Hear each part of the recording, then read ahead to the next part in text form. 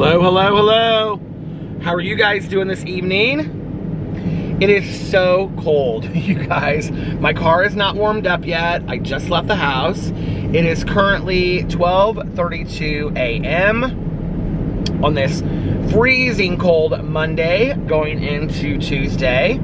It is currently 10 degrees outside, but it feels much, much colder than that. I mean, 10 degrees is cold enough as it is, but it feels much, much colder than that.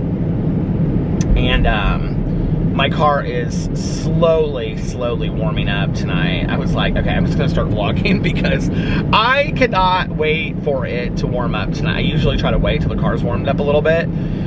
But yeah, I think I'm gonna have to start my car before I come out to vlog and then let it warm up before I come out, because like I even have my seat warmer and my steering wheel warmer on, and they're like not even heating up yet. Like my seat is like freezing cold. It is so cold outside. And I had actually kind of resigned myself to the fact that I was going to go to bed early, and then I was going to get up in the morning and I was going to vlog in the morning.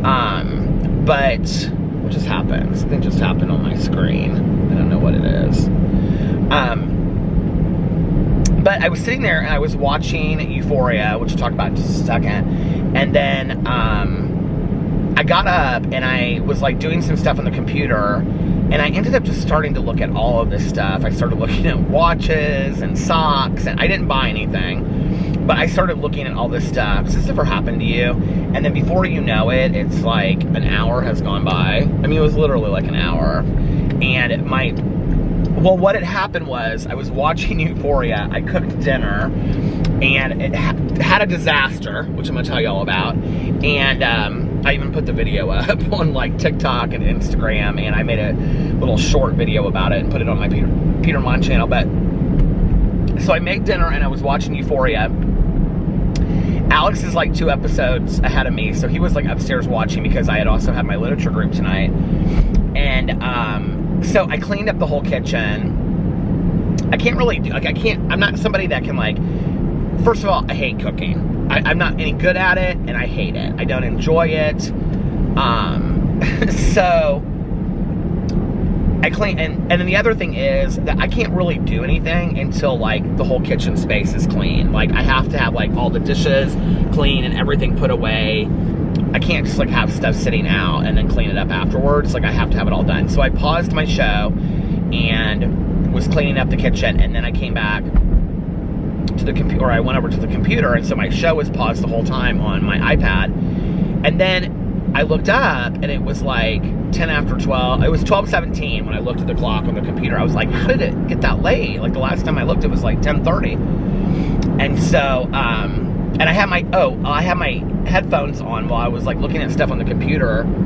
I was actually listening to this I don't know if you'd consider it ASMR, but I love these channels, and they play like, some of them play oldies, some of them play jazz. I was listening to jazz tonight, but it was like jazz being played in a diner or a coffee house in Paris at 3 on an empty street in Paris at 3 a.m. while it snows. I love these videos, you guys. I'm like obsessed with them. So I was listening to that one, and it was playing like jazz, and you can actually hear like the wind blowing in the background and like the snow and stuff like that. It's really pretty. But you can hear it, and then you can also like hear the music, and so I had it on in the background because I could hear like upstairs what was happening 2 episodes ahead on the show. And I'm like, I don't want to know what happened. So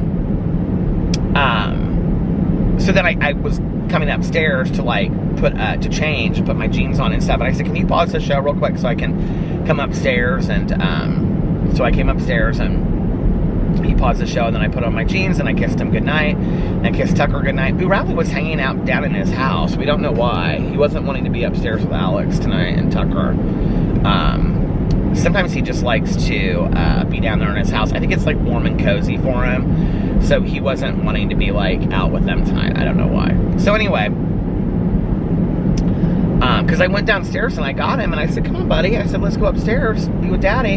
And he like started going up the stairs, and then Alex tried to get him to pick him up to put him on the bed, and he turned back and he ran down the stairs and went back down to his house. And Alex was like, just let him be down there if he wants to be down there. It's really, like, our basement is really warm in the winter, and I think that's part of it, is that he likes the warmness, and then he, like, cuddles into all of the blankets in his house. So it's like a crate, but it's like 2 feet by like 4 or 5 feet, and we keep a blanket over it. It's real dark. It's right next to the stairs. Like, when you walk down the stairs, before you open the door to the basement, it's like we have this little, like, tiled entryway down there. And so that's like where their crate is. Well, we call it their house. And if we say, like, go to your house, they, like, run down there. It's real sweet. So anyway, but when we trained them, people told us, like, if you just keep their crate open all the time, like, then they'll go in and out of their crate, and then it doesn't become this place that they hate. It becomes this place that they feel safe in, and they realize it's theirs. Well, Tucker will go to his house. I mean, if we're not at home, they're crated. Because they still get into stuff. Like today, I don't know what this is about. This is like a new thing. I was upstairs. They just did this last week, too. This is like a new thing. And I think it's Tucker that's doing it. But I was making the bed, and I was brushing my teeth and stuff upstairs, and I came downstairs, and as soon as I got to the bottom of the stairs, I could see that one of them had dragged out, like, toilet paper and stuff, like, from the bathroom. Like, they had, like, pulled the roll of toilet paper and, like, got in the trash can. They had, like, the empty container, you know, like, the toilet paper rolls that are empty, and I was like, what are you guys doing? This is so weird. So anyway, there's no food or anything in there. So yeah, but Tucker like, he'll go down to his crate, like I said, we still crate him. He'll go down there if, like, we say go to your house, like, he goes, like, immediately down there, and he's, like, doesn't resist it or anything, like, he doesn't mind it. He'll just sit in there and sleep or whatever. But Boo Radley loves his house, and he goes down there a lot and just kind of hangs out by himself, and he always has. And we can never really figure it out, like, why he does sometimes more than others and stuff. It's just interesting. So so what was I gonna say? So yeah, so I went upstairs and I put my jeans on, then I came downstairs, and I'd forgotten to take my medicine this morning. So I took my medicine tonight. I usually take it later, like after I go vlogging or whatever. Or like last night I went to the casino, so like after I got back from the casino, I like took my medicine, and right before I went to bed. But I forgot to take it earlier, which I almost never do because I have one of those pill cases, you know, that says like more like AM, PM on it. But I just like got up today and was like moving around the house. I got home late last night, and because I was like driving around listening to my well, not super late, but I got home late because I was listening to that podcast, Up and Vanished, after the casino. And then Valerie and I both left losers. Wah, wah. But we had fun. I was able to play like Up and Down for a long time, and I got a lot of bonuses. So it was a fun night last night. It wasn't like, I mean, yeah, I lost my money, but I still had a really good time, and it was really fun hanging out with Valerie, and we hadn't gone to the casino together in a while, so that was fun. And at the end, I was just playing, and she was just kind of hanging out there watching me, and we were talking and stuff like that, and then we walked out together, so it was fun. But anyway, on the way home, I was listening to Up and Vanish podcast, and then I had like 2, I think, cameos that I had to do before they expired. So I pulled into the post office and I did those 2 cameos, and then I went home and I watched an episode of Euphoria. And then I got up today, and I got up late today, and I still got quite a bit accomplished today. I had a bunch of stuff that I had to do, like on emails and stuff that I had to answer about some other stuff, and then I filmed a couple videos, and yeah, and then tonight I had my literature group, and it was just 4 of us tonight. One of our friends wasn't there, and so it was 4 of us, but we went the whole hour, and it was fun, and we read about the end of step 6. Going into step 7, it's about character defects, this book that we're reading, Drop the Rock, and so we were talking about fear. Not so much as a character defect, but as like a way to manage character defects or where they come from. I might talk about that in a second. So anyway, let me just tell you, I am really into this show, Euphoria. You guys, it's really, really addicting, but it is really, really dark. But it is very good, and it is very well done. And the addiction stuff and the recovery stuff is very accurate.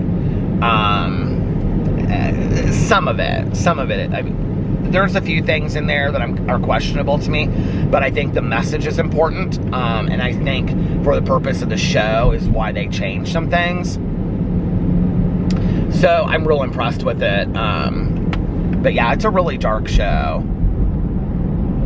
I'm on the 4th episode of season 1, and I think there's 8 episodes. I looked it up today. There's 8 episodes, and then I think there's 5 episodes of season 2. Yeah, it's nothing like I thought it would be. I don't know what, like, yeah, I was saying last night that I imagined it to be kind of like futuristic or something. It's not that, and then, I don't know. It's nothing like I thought it would be. It's a lot. It's a lot. It's definitely, even though it's a show about kids, it's not, I don't think it's for kids. I think it's really, really heavy stuff that they're talking about.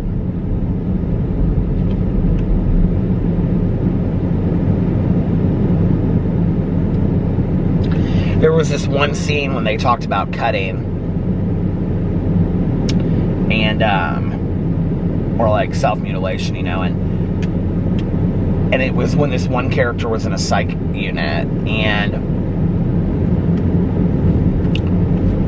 it reminded me so much of a friend of mine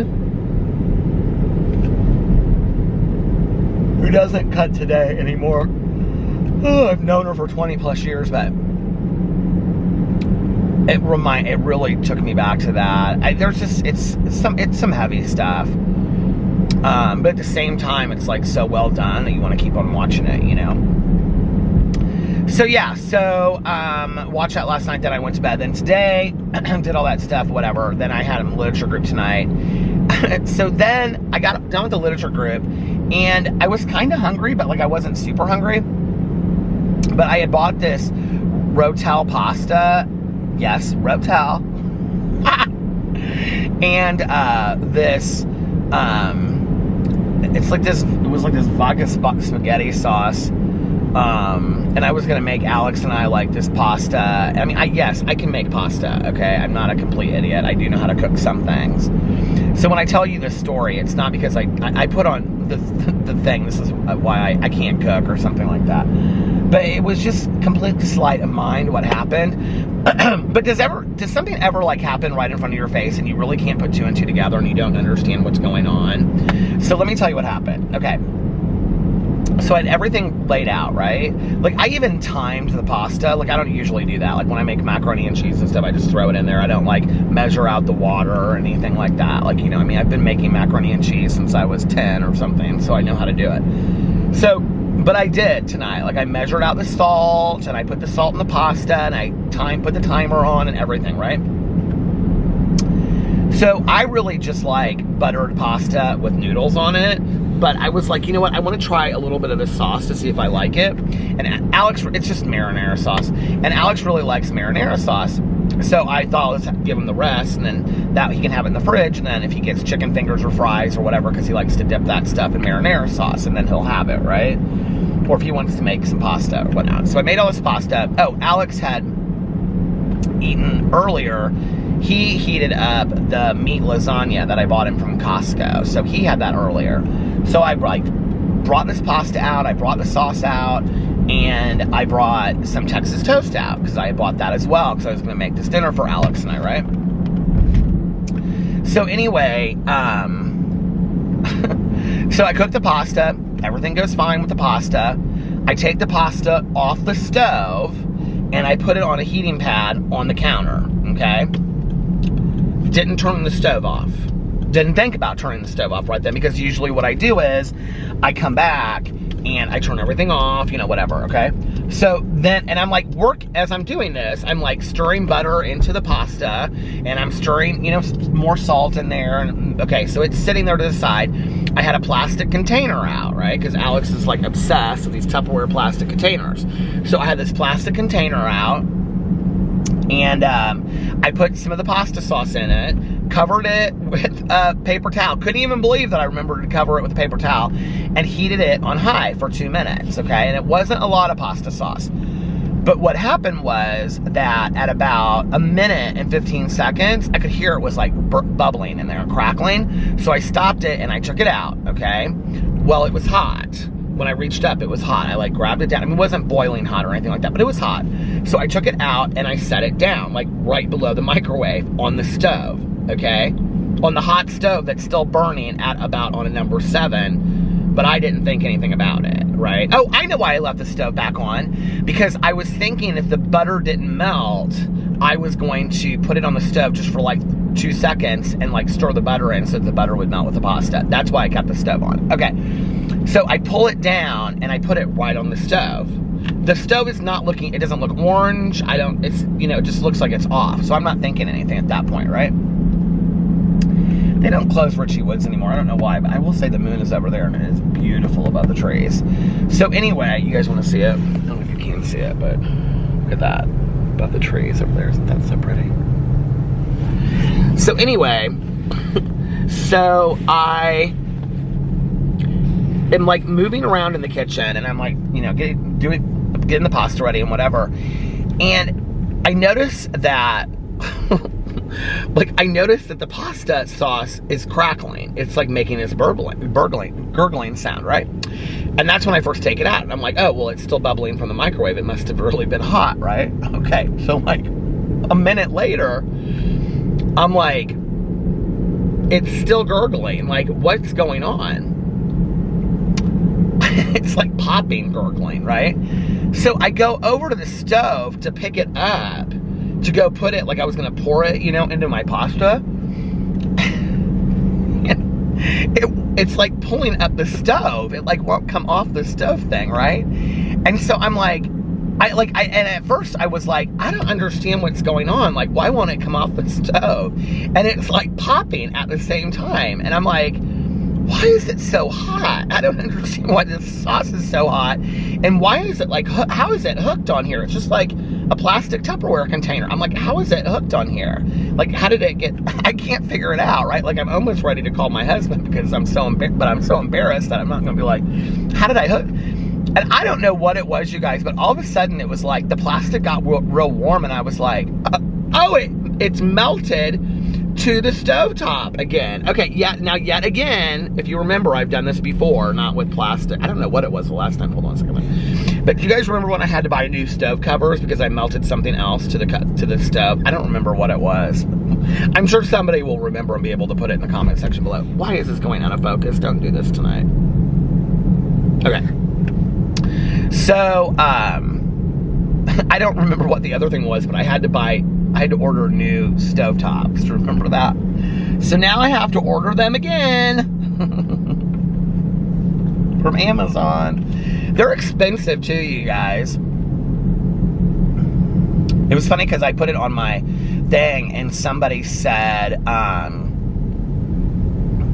your stove looks so old, because I put like the short, you know, I put it on my Instagram story, I put it on TikTok, and if you want to see it, and I also put it as a short on my Peter Monn channel, and somebody commented and they said, your stove is so old, you need a new stove. And okay, this is so funny, because of all of our appliances in the kitchen that we've wanted to replace and stuff, we had this guy, the guy that did our flooring, he flips houses. So he did our flooring like years ago. And when he came in there, he said, where did you get your stove? Your oven, your stove and oven. And I said, it was my mom's at her house. And he said, we have a grill, because there's a grill on it, an actual grill on the stove. And he said, that's an authentic Jen Air stove and grill. He goes, don't ever get rid of that. And I go, what? And he goes, replace the outsides of it and clean it up. He goes, but that thing, he goes, you can't even get things like that today. He goes, that is such a great component. He was like, don't get rid of that. And so then when Caroline was over there, I said something to her about it. And she goes, oh, come on, video. But Caroline was like, yeah, don't get rid of that. We personally don't really care about the quality of it because I don't think it's great quality. The stove is so small. I remember the oven is so small. It's like this big. I don't even know, like, oh, you know what? My mom at my house that I grew up in, she had 2 ovens and she had a heating drawer too. So that's why the other oven that she used was like, if you had to like do, because well, we could do it. We could do like a turkey in our oven. We would have to take the racks out. But it's a small oven. I mean, it's not a huge oven, like a huge range, you know? So what do you call that, a range? I don't know. But anywho,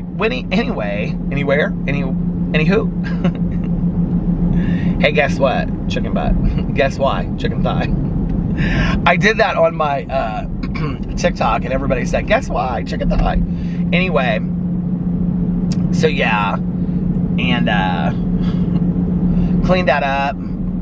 Alex was laughing at me. He thought it was a true idiot move, which it was. But I cleaned it up, got everything put away. People were telling me to put it in the, people were telling me, what did I put on there that I melted? I feel like it was something red. I think it was something that I was doing on a review video. But anyway, people were telling me to put it in the freezer and that it would just like peel off. But when I looked, it was so melted to the stovetop that there was like, you can just pull it out and, you know, like, and get another one and replace it. But it was so like melted to it. I was like, even if you put it in the freezer, it's not going to come off. I'm just going to buy a new one. They're real easy to reinsert. They're just like, you plug them in. So yeah, so that was my dinner, but I did end up eating dinner. and then I just took it right out of the what do you call it, the bottle of pasta sauce, and I just like poured it in there, just regular room temperature. I didn't heat it up or anything, because at that point I was like, I'm done with this. And yeah, and so I had my pasta and I watched the half episode of Euphoria. Maybe like, I think I finished episode 3 and started episode 4. And that's why I'm at like the 4.5 mark now. So yeah, it's good. And then tomorrow, I want to get up early, well, earlier than I usually do, and because I've got a bunch of stuff, because we're leaving, you know, at the end of the week, and I've got all this stuff I want to do before then. I was going to try to pre-film a bunch of videos, but I just don't think it's going to happen. So, I mean, really, it would only be on my review channel, my Peterisms channel, to, you know, because then I would do like drama videos and vlogs while I'm on vacation, and probably like a Peter Does Stuff video while I'm on vacation too. I don't know where I'll do that, but just random stuff, you know.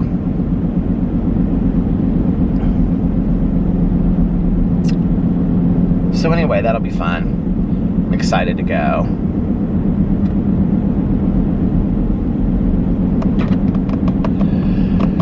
I wish I was 80 pounds thinner and in great shape, but I'm not, so I'm not going to let it ruin my trip.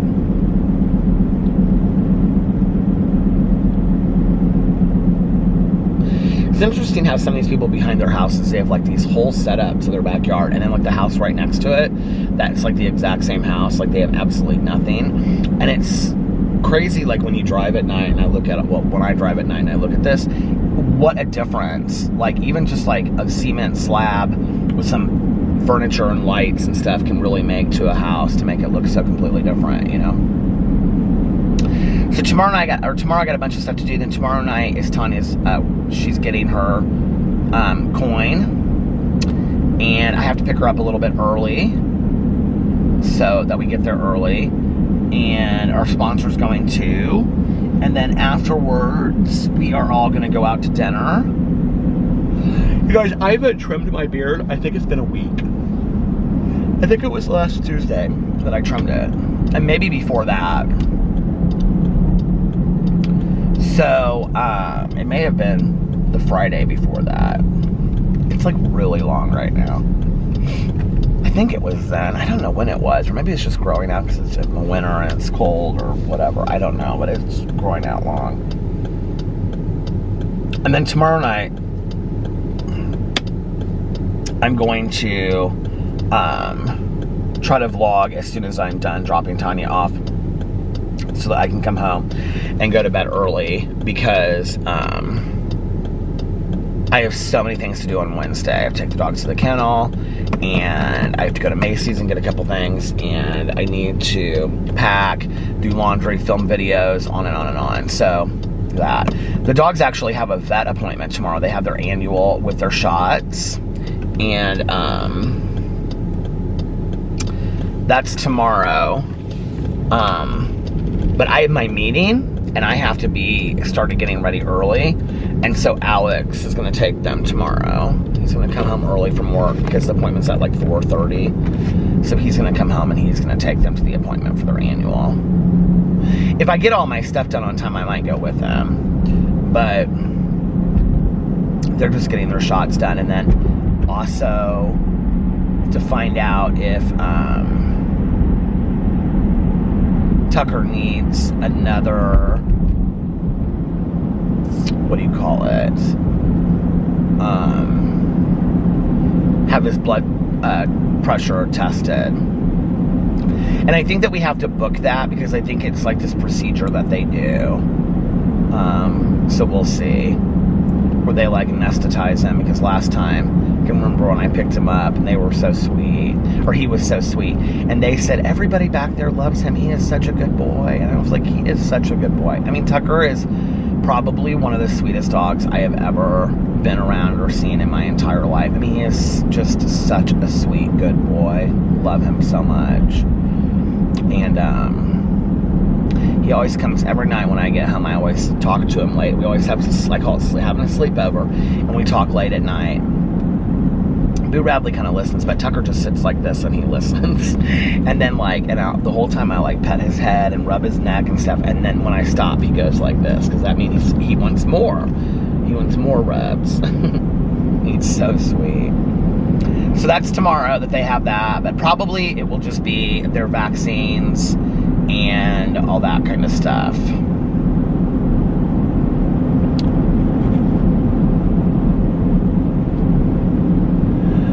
And then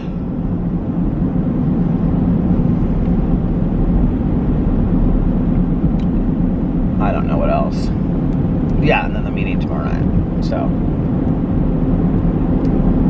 it's weird because I usually take the dogs for their vet appointments unless we both go together, because it's like something super serious, like with pee-pee and stuff, and like the last time with Tucker. But like just for like their annual like shots and stuff like that, I usually take them. And like I really want to take them, but it's just not convenient for me tomorrow, because if the appointment goes like an hour, that's 5:30, I'll get home at 6. I have to leave the house. I mean, there's no possible way that I can do it tomorrow with all the stuff that I have to do.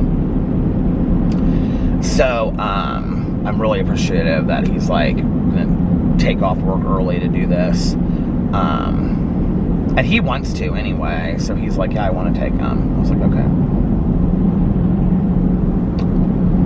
So I hope everything goes fine tomorrow with the little dogs, little puppies. And then, yeah. And then getting ready for Miami. I was just looking at the weather before I left to come vlogging, and it's not supposed to be super, super warm in Miami.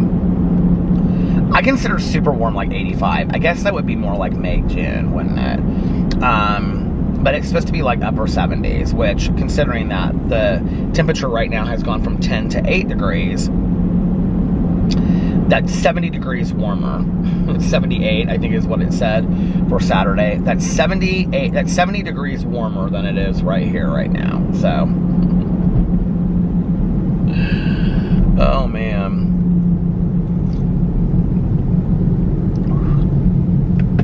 Coffee is hot. Hot tamales. It was interesting tonight, our reading, because we're reading from Drop the Rock, which is a book that specifically talks about steps 6 and 7, which are character defects. So this book is not what is called sanctioned literature, so it's not like sanctioned by a 12-step group. It's a book about 12-step stuff, but it's not sanctioned. So it's not like, it stopped. There are certain books that are considered sanctioned literature. Anyway, it's still a lot of people read it in recovery. And it's interspersed with people's stories and just talking about like removing character defects from our lives and things like that. It would be a good book for really anybody to read, whether you're in recovery or not. And but I mean, it is about people in recovery, so if you're going to read it, you probably should know that going into it. And the idea of it is that we have all these character defects. Okay, so the analogy is these people, this woman, like, there's a boat in a harbor and people are swimming into shore, right? And she's drowning and she can't make it because she has all of these rocks around her neck on chains, right? And the rocks represent character defects, like lack of patience, anger, fear, rage, whatever. I mean, there's, you know, lack of humility, arrogance, pride, ego, all these character defects, right?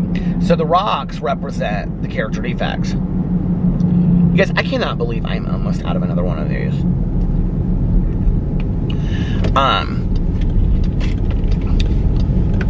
So they're like telling her to like drop the rock, and that's where the title comes from. You have to drop these character defects so that you can swim to shore and, you know, basically be free. And it is a great analogy for that. Tonight, it was talking about fear. And it was interesting because it was talking about we cannot stay sober on fear alone. And that we have to get to a point where we are staying sober for the new life that we are given, not just a fear of returning to the old life. And I was sharing that, you know, it's so interesting in talking about that because I totally 100% agree with that statement, first of all. Like, I think we have to stay sober because of the new things that we are given, like relationships, you know, career opportunities, job opportunities, good things that happen to us, opportunities for growth, opportunities for change, you know, becoming better people, repairing the relationships of the past, all of those things. The promises of recovery coming true, right? We will cease fighting anyone and anything, you know? So those things, like, are all the things that we should be staying sober for, the good things, right? And that's what it was talking about. But I have to say that a huge part of me when I first got sober was staying sober out of fear. And I would say for a good year or two. Because I was so afraid of being homeless, of ending up dead, you know, all of these different things, of having my dad never talk to me again, having my mom never talk to me again, having friends never talk to me again, losing everything that I had had. Because my life very quickly, I did what I was told in sobriety, so like I got rid of all my people, places, and things like overnight. And even though I didn't have a lot of friends in early sobriety, I had a few. I had kind of gotten back a few friends of mine from before that didn't really use drugs or drink a lot. Like friends that, you know, my friend that I grew up with, even though she and I had during a period of time, at that point she wasn't doing that anymore. She was very focused on school and things like that. So she and I started hanging out more, and she had always been a very good friend for me too, a good caring friend for me. And not that my using friends weren't, it just was like we had a lot of similar desires and wanting to use. So yeah, so I was actually just thinking about, somebody tagged me in this Herb Baumeister documentary that they posted on YouTube tonight. It was like new documentary, and I was just like thinking, like, that's the road to go to the Fox Hollow Manor right there. It always kind of freaks me out when I drive by it. I don't know why. So anyway, but there was a huge fear for me, you know, when I first got sober. I mean, I think me staying sober out of fear of going back, because I knew I really knew full in my heart. Like, it wasn't just like brainwashing and somebody told me. Like, when you've tried to quit enough times on your own and you can't do it, and then you go into treatment, or you hear in meetings, you know, that if you hang around a barbershop long enough, you're going to get your hair cut. Well, I did hang around a lot of barbershops, and I did get my hair cut. I would hang around people that were drinking. I would hang around people that were using. I would hang around people that were smoking pot, and I would say, it's just pot. It doesn't really bother me. I can give it, or I can take it or leave it. And I could take it or leave it. But what would happen is, I would be around them and I would say, well, I don't really have a problem smoking pot. It's really drinking and other harder drugs that I have a problem with. So then I justify it and rationalize it that way, right? Or intellectualize it, and I'd smoke pot. And then smoking pot, I'd be like, well, screw it. I mean, who cares now? I'm high and I've smoked pot, so I might as well drink and do everything else I want to do. A million different scenarios that you can imagine were my life, right? I also think it's interesting that it talks about this fear idea when we're also taught that our addiction is formed in 100 forms of fear. So anyway,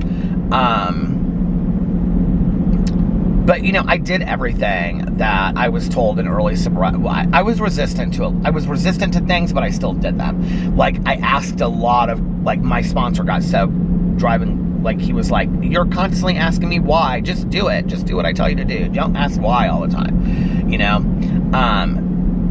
Really, there were the only couple things that I did that I wasn't supposed to do was, like, have a boyfriend in early sobriety, which nobody told me I couldn't. They just highly suggested that I didn't. And I would highly suggest to anybody else that you don't, because I really shouldn't be here today. Because I don't know how I made it through 1 yet 2 boyfriends and breakups within my first 6 months. And 2 guys that I really cared about too. I mean, it wasn't just like flippant. I mean, I really cared about them. But anyway, yeah, I think a lot of it was fear for me. And then I was talking about, you know, I got diagnosed as epileptic in sobriety.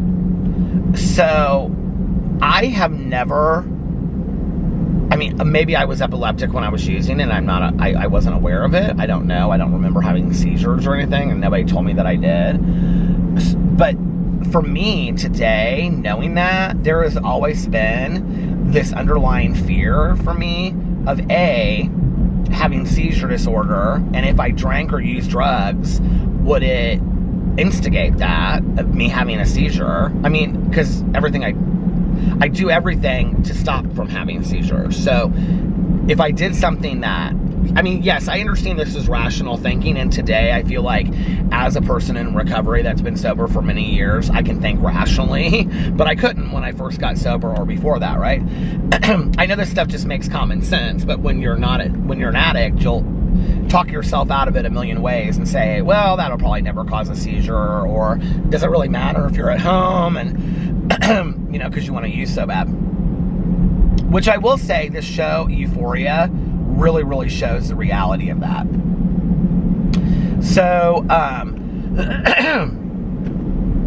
I have talked so much today on the phone and in videos that I am starting to, like, lose my voice.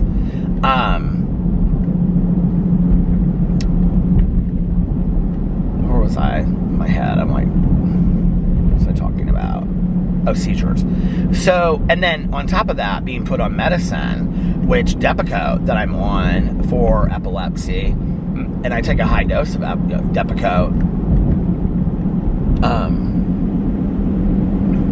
You know,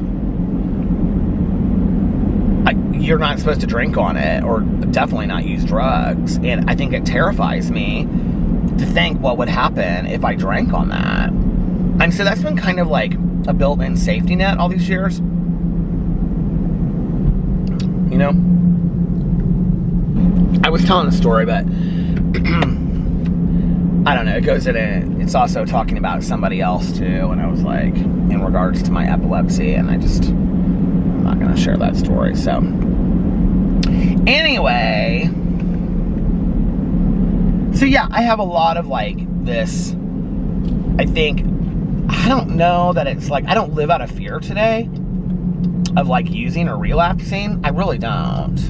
I don't live out of fear of like, oh my God, what would happen if I did do that?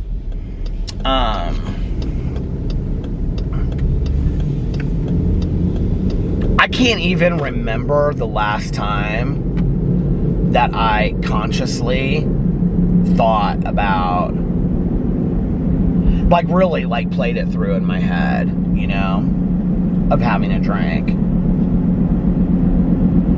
I was talking about when Alex and I got together, he had to go on this like work trip thing one weekend, and you know, we used to do all these like VIP sections and stuff that people would give us when we went to clubs and whatnot. And so when we left, if it was like hosted by Grey Goose or whatnot, they would just give us these bottles of alcohol. They would give them to Alex, right? And so we had them in the garage in like a box, and then we would always have like something in the freezer in case we're going to take it as a gift to somebody's house. Well, this is during the period of time that I wasn't going to meetings, and I had no emotional sobriety, and I wasn't setting limits and boundaries. I clung to that I'm sober like nobody's business. I mean, I really clung to saying like I'm sober, you know? But I wasn't doing anything for it. And so I never said anything like, I don't want this in the house, or I don't want to take a look at this, you know? Like, I remember when I told Alex, like, it doesn't bother me for him I don't know why this bothered me, but like, it doesn't bother me for him to have, well, none of it bothers me in a way like it makes me want to use. Okay, so, well, first of all, the wine bottles, like, that never bothers me. I mean, yeah, I drank wine, but like, that, I don't know why, but that just doesn't bother me at all. But what did bother me was that Alex, for a very long time, collected, this is so funny that I'm a person in sobriety and my husband collects shot glasses, okay? Like he's 21 in college, but he did. And so for the first couple years that we were together, every time somebody went out of town, they brought him a shot glass. I mean, it was like ridiculous. It was like every vacation somebody went on. So when I'm standing in the kitchen doing videos behind me, you know, like where he does have like, there's a couple wine bottles there, it was the cabinet right above that because that's where he keeps like wine glasses. So it was like this whole section, and it was like, you know, like it'd be like 5 or 10 shot glasses like on top of each other, and then it went all the way back, and it just felt like this shrine to drinking to me. And so like one day I just came in and I said, can you pack those up and maybe put those somewhere else? And he was like, yeah, babe, no problem. And that is how it's always been since day one for us. Like if I say, could you not drink tonight? Or, hey, do you mind just like not having a glass of wine at dinner if we're going out, like, you know, with like friends that I know that he's gonna have a glass of wine or a beer or whatever, because maybe for that night I just need somebody, you know, sober next to me or whatever. God, this camera is driving me nuts. He's always been like that, right? Like always just been like, sure, absolutely, no problem. So he was out of town, and this is when I had like no emotional sobriety, didn't know how to set boundaries, whatever. Oh, the other thing I was gonna say was, this was a couple years ago. I don't know how long ago this was. This may have been while I was on YouTube. But he had some girlfriends over, and it was like in the summer, and they bought like a 12 thing of beer or something. I don't know what it was, but they like took it to the pool, like in a cooler. And so when they were done with it, like Alex like gave like 4 or 5 of them to one of the girlfriends, and then he had like one beer and he kept it in the fridge. And that beer literally stared at me every time I opened the refrigerator. Not like drink me. It just like irritated me. It was just like, what is the point of one beer? Like, it just irritated me, okay? That he could actually just sit down and drink a beer. And I just was like, why is there one beer? Like, one beer makes no sense to me. A case of beer? Sure. A keg of beer? Sure. But one beer makes no sense to me. I don't understand it. I don't understand why anybody would just like, okay, and yes, I get that there are people that are not alcoholics that can have one beer and they enjoy it and whatnot. I mean, I get it, right? But I don't understand it because I'm not one person that just drinks one beer. So it just, but like every day for like, it was like over a week or something. So finally, I think it was longer than that. I think it was a couple weeks. So finally I was like, hey babe. And he was like, I got like real agitated. And he goes, yeah. And I go, what's going on with that beer in the fridge? Can we get rid of that beer in the fridge? And he was like, what beer in the fridge? And I was like, that beer down there at the bottom of the fridge. And he goes, there's a beer in the fridge. I mean, he like didn't even know that it was down there. And I said, can you just get rid of it? Because I don't buy alcohol and stuff like that. So he was like, yeah, no problem. He was like, I didn't even know it was down there. You could have asked me a long time ago.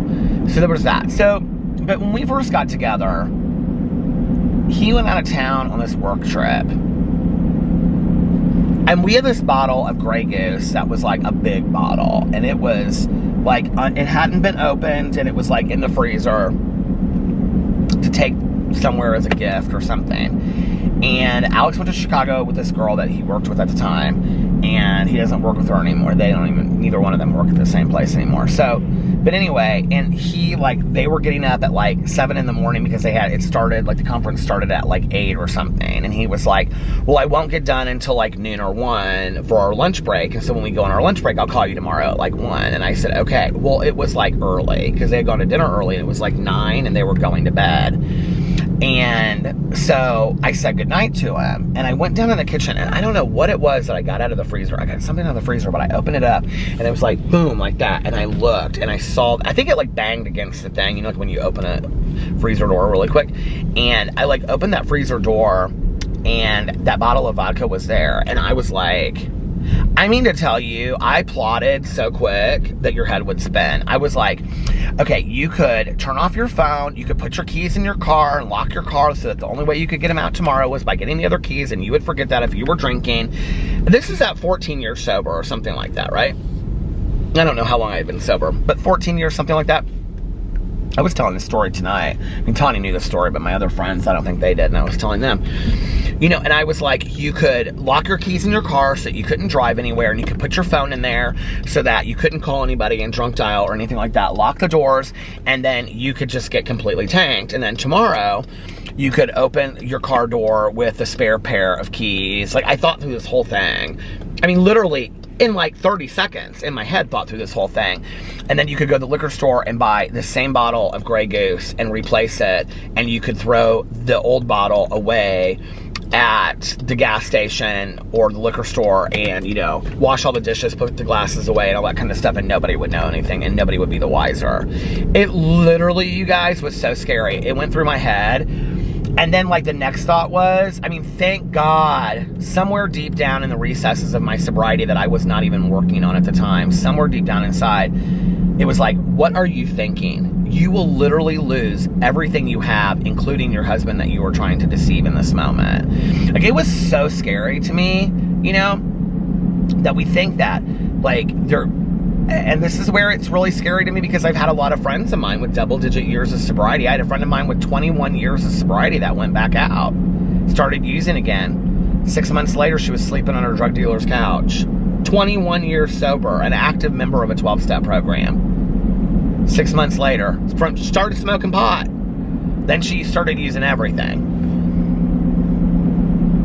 You know, and she was using pot for, like, pain management. And scary to me how our minds work and the mental craving that we have. It's not really so much always about the physical allergy, it's about the mental craving a lot of times, you know, and this idea of gotta have it, gotta have it, gotta have it, gotta have it, how am I gonna have it, how am I gonna do it and manage it and all this kind of stuff.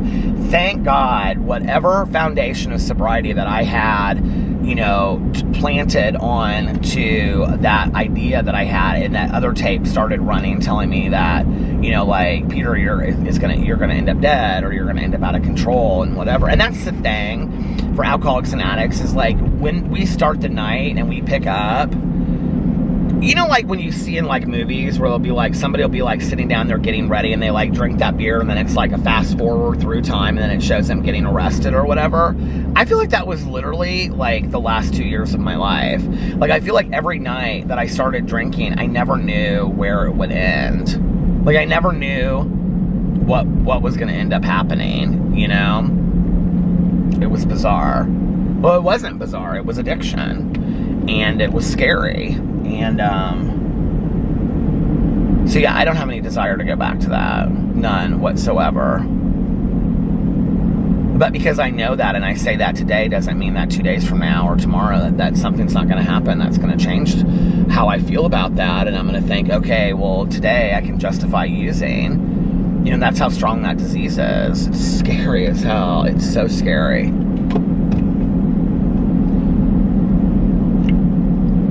That we would risk losing everything that we have, you know?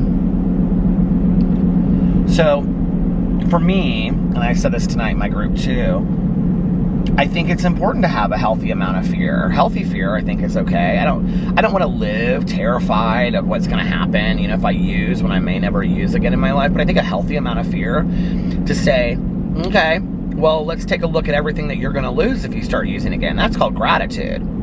That's how we, you know, I would make a gratitude list in early sobriety by saying, you know, like, you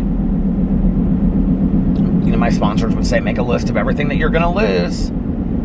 And keep it with you at all times. And when you're starting to think about using, pull it out and look at it.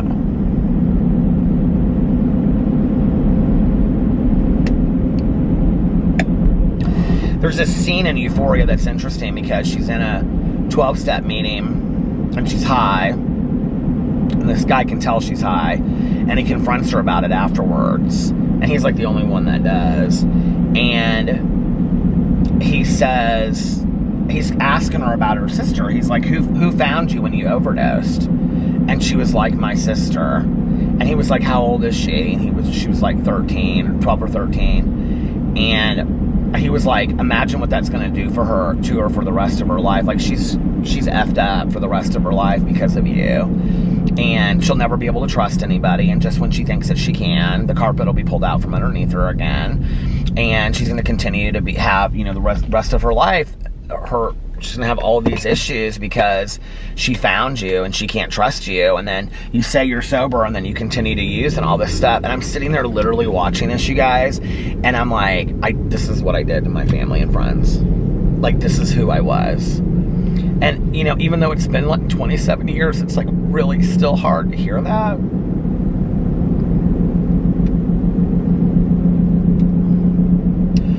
You know, it's like sometimes, like last night I was talking about self-love, but it's hard sometimes because it's like when my dad says things to me like, I'm really proud of you, Pete. You know, it's like I hear in my head, like,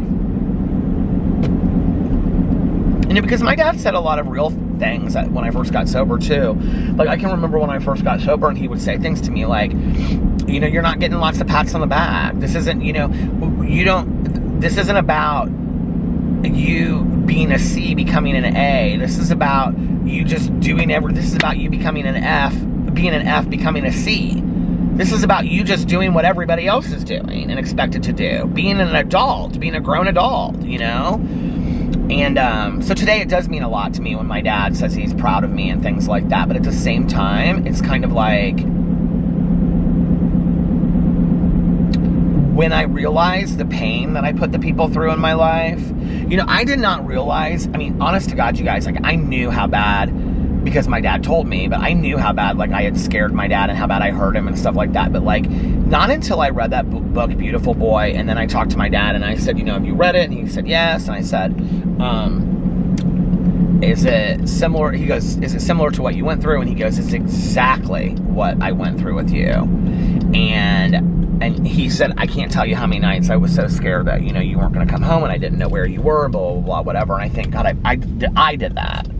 I did that to my dad, you know, those nights, which is where it got to the point where I'm sure, you know, there were arguments between my dad and my stepmom where, you know, she's like, you've got to go to bed. You have surgery tomorrow. And my dad's like, you know, getting up and looking to see if I'm home yet and whatever. And, you know, and that's where he said to me one time, you know, don't make me pick between you and my wife because you're not going to like my answer. He said that to me one time. I was like, how dare he?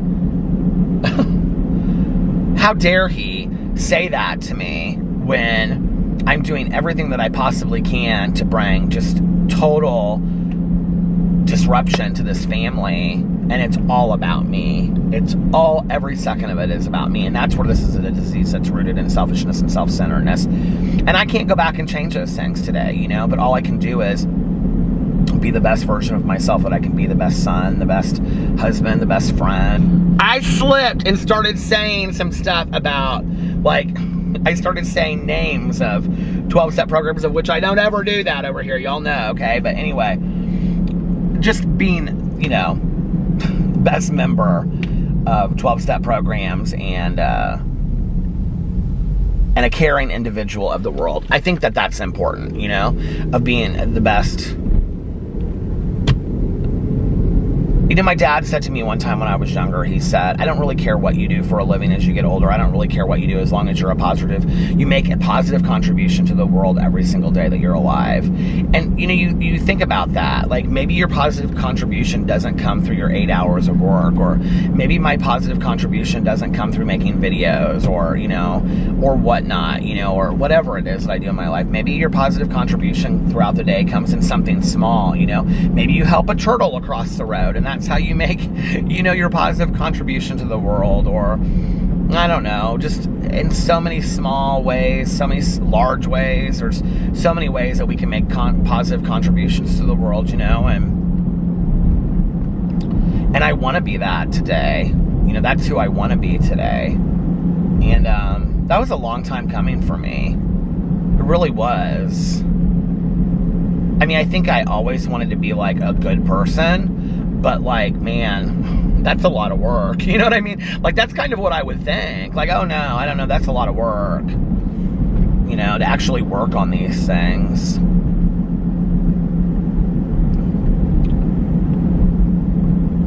It's like, I remember that in the movie Girl Interrupted, when Winona Ryder decides that she's going to finally start allowing this stuff to work for her.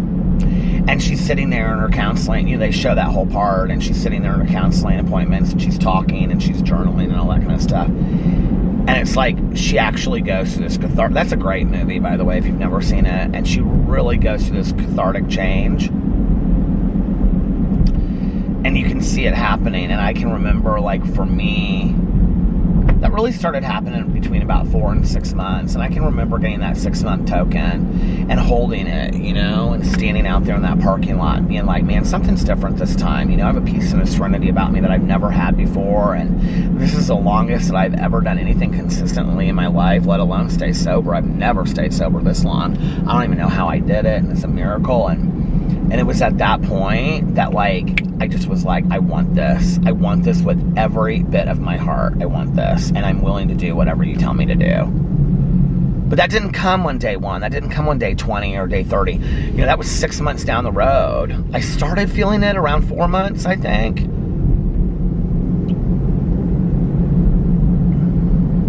Yeah.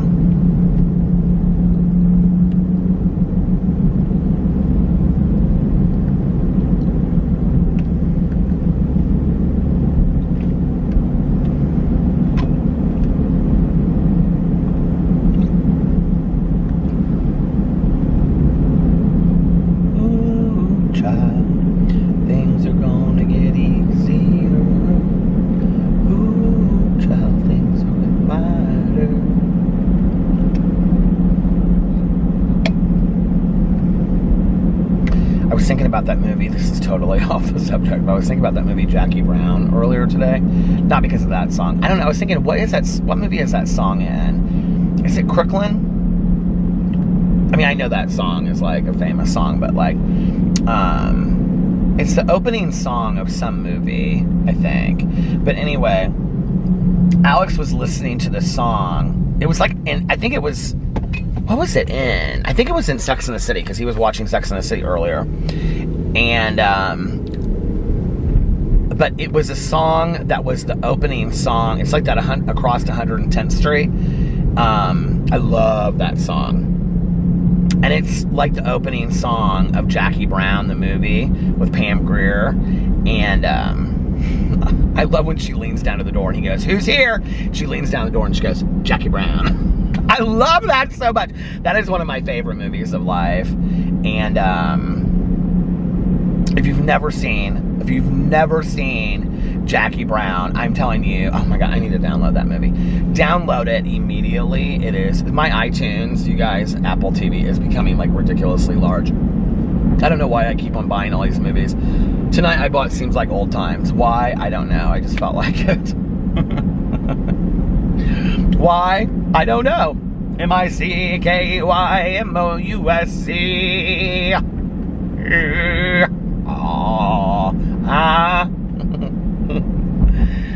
Anyway, I love that movie, Jackie Brown. I want to see it again sometime soon. There's so many great new movies out there, but there's so many great movies out there that I've seen that I could just rewatch over and over and over again. We're coming into the summer again, and I still have not seen The Godfather or the Star Wars movies, and like that was my goal last year, and to finish those stupid Harry Potter books and the Harry Potter movies. I still haven't done that yet. I have 3 Harry Potter books. You guys, I looked on Audible, and that Harry Potter book, the next one I have to read, which I know it's not even the longest one, it's book 5. I've got 5, 6, and 7 to read, okay? So the next book, it's like 24 hours on Audible. I'm like, oh, I don't have time for all of that, okay? I don't have 24 hours or something like that. I mean, that would just be like non-stop listening to a book for an entire day. Who has time for that? I don't, not for Harry Potter. I'm sure if I start listening to it, I'll be like, oh, this is cute. I'm glad I listened to it again. I mean, I do want to finish it. At this point, it's just like, I just want to get it done. You know what I mean? But I did finish, actually, well, I will tell you the other thing with the Harry Potter books is I can't listen to them super fast because of the English accent. And so to be able to hear, understandably, what is being narrated, I can't play them that fast. So even a 24-hour book is going to be like 12 hours long. I was sitting here thinking, well, maybe I'll start that this month. No, I'm already behind on books because Bonnie and Clyde was so long. But I will tell you that I listened to Bonnie and Clyde like in 3 or 4 days. But now I'm just like, on the heels of just listening to that, I'm just like, now I'm in Interview with the Vampire, which I like, but at the same time, I'm not like so interested in it that I really want to, it really hasn't got me yet, so I don't know. Maybe I'll listen to a little bit of it right now. Actually, I think I'm going to listen to a little bit of it right now, and I'm not going to listen to the podcast because that's what I did last night. So I'm going to listen to a little bit of Interview with the Vampire right now, and then I'm going to go home and I'm going to watch an episode of, because it's been a little bit over an hour. Yeah, because it's 1:35 and I started at 12:31. Creaky Hollow Man Door. So I'm going to get off here, listen to a little bit of my audiobook. I have 1 cameo I have to do tonight too, before tomorrow. And then I am going to watch an episode. Well, I'm going to finish the episode that I'm watching, episode 4 of Euphoria. And I'm going to tell myself now, I just hit cruise control. I am not going to stay up and watch episode 5. I'm going to go to bed. So I get up early tomorrow. We'll see if that happens. Anyway, I'm going to get off here now. So, if nobody else has told you this today, I love you. And 3 important things to remember. 3 important things to remember. Number 1, you can start your day over whenever you want. Number 2, practice random acts of kindness. And number 3, most importantly, make sure to reach out to somebody today and let them know how much they mean to you. And I love you guys, and I will see you tomorrow. Bye. Love you.